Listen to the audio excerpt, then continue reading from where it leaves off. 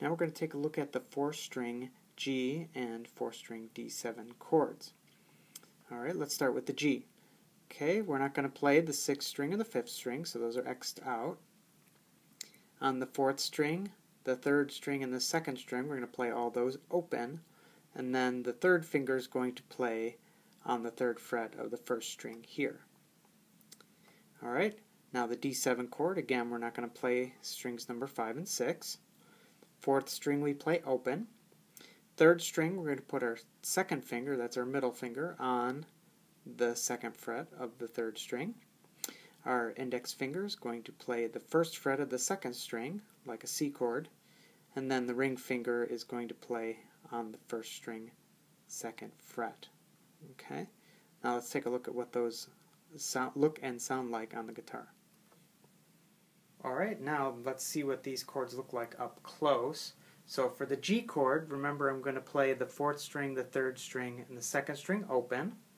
And then my 3rd finger on the left hand is going to go on the 1st string, 3rd fret, just like that. So when I play those 4 strings, I get this. Okay, that's 4-string G chord. Okay, now the D7 chord, I'm going to use 4 strings as well. The 4th string is going to be open again. Now, the 3rd string, I'm going to put my 2nd finger on the 2nd fret. Okay, my index finger is going to go on the 2nd string, 1st fret, and then my ring finger is going to tuck underneath here on the 2nd fret of the 1st string.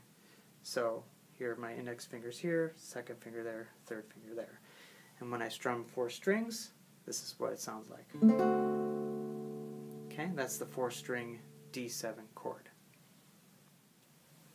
Now we're going to use the G and the D7 chords to play chord practice number 3.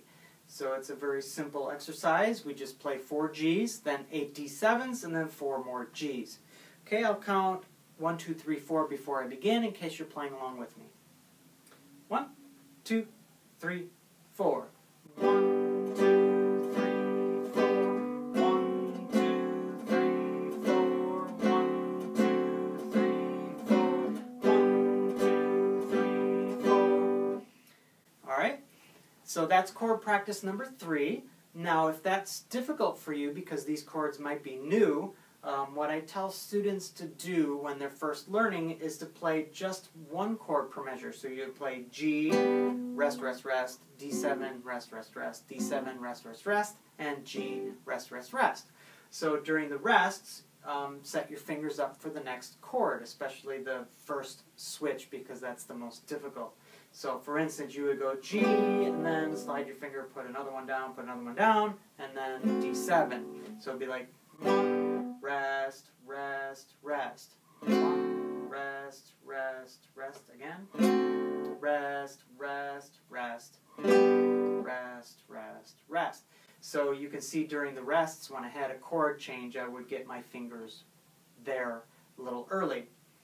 Then from there, you can start taking away rests. So you would play G, G, rest, rest, D7, D7, rest, rest, and so on.